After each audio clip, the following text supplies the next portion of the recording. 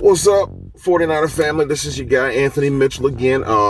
Not trying to beat a dead horse here because as badly as it hurts my heart to talk about this conversation, I have to revisit just last season's injuries because many of you guys know football is such a dangerous game, such a physical game, that when it comes to players and their health, the unfortunate part of it is sometimes we have to realize it's not a matter of if a player will get hurt, but when. Now, some of these guys, it seems like some guys, in the case of many, have basically gone whole careers where you haven't seen anything major, and sometimes at the end they break down. But then it seemed like you get some guys, maybe like a Jimmy Garoppolo, who have consistently been hurt. Now, this is not a bash on Jimmy or it's not an edification of anybody else, but I just kind of want to talk about the effects that injuries have on teams and the ripples that come with it. So, as we know, injuries are an unfortunate part of the game, right? One of the only caveats that it gives the team is it allows other players to showcase their talents. Sometimes when this happens, sometimes it's to the benefit of the team, and which we'll talk about later, some of the players who stepped up in times of the person in front of them getting hurt, but sometimes it's detrimental to the team, right? So real quickly, I'm going to flip it back for the old school fans, because those of us who've been around for a while with the team, me since the early 80s, we've seen our share of injuries. You know, we haven't compartmentalized what happened just in a bucket with last year. We have a larger serving size than that, right? So old school fans, you may remember this, but Joe Montana, who was to me still the greatest quarterback of all times, you know what? He missed a lot of games. And you know what happened when he began to miss a lot of games? It opened the door for the 49ers to make a trade for Steve Young. Another one of my favorite players, y'all are going to remember this one too, Bryant Young. You guys remember that Monday night football game against the New York against the Giants, when Ken Norton and him were going for a tackle, and somehow Ken Norton missed the other guy and he broke Bryant Young's leg. One of the most gruesome injuries. But one of the takeaways from that was it opened doors. There were guys on the team like Jeff Posey, Julian Peterson, Junior Bryant, Gabe Wilkins. Those were some of the names that you started seeing having a bigger effect. I'm a firm believer in that season that if Bryant Young had didn't have that injury, I'm not saying stayed healthy because that was outside of his control, but if he hadn't had that injury, we would have been Super Bowl bound. Because defensively, he was on target probably to have 15 plus sacks. I mean, he was really doing it that year. And defensively, we were still good without him, but we would have been so much better with his presence wreaking havoc in the middle. But we did get a chance to get familiar with some other names. That's one caveat. You know, another name that comes to mind is Garrison Hurst. I mean, I can't talk about Bryant Young and then not talk about Garrison Hurst because it was the same season. We were a Super Bowl team. And in the NFC Championship game, one game before the Super Bowl, he broke his leg, and it was gruesome. He had like a 7-yard run. He was twisted, broke his leg, boom. Running game was non-existent.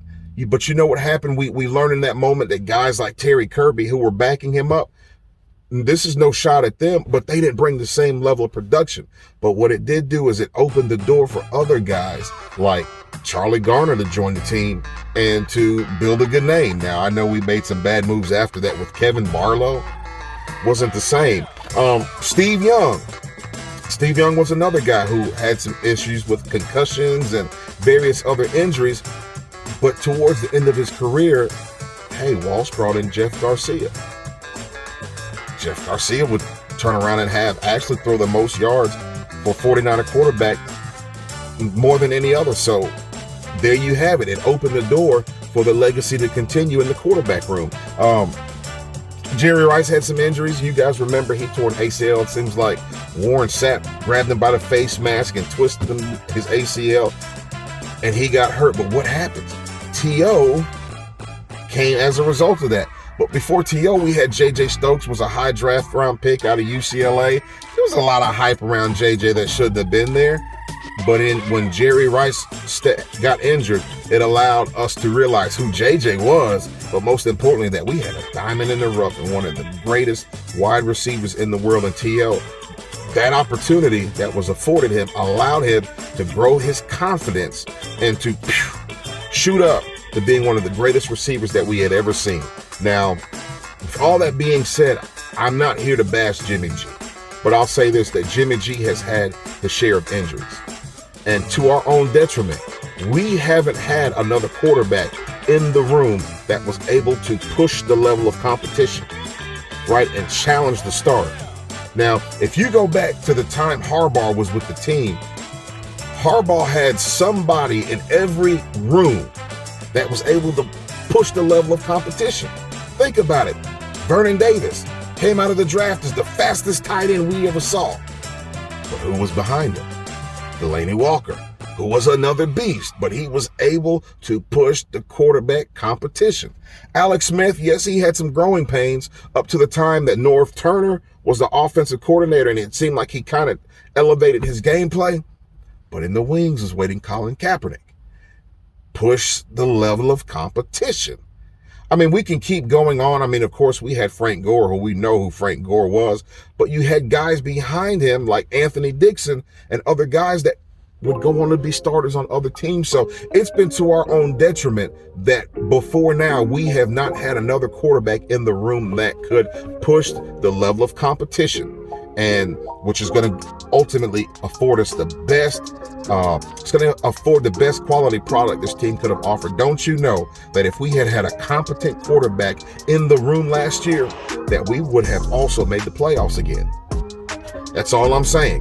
We had more injuries on injured reserve than we've ever had in history.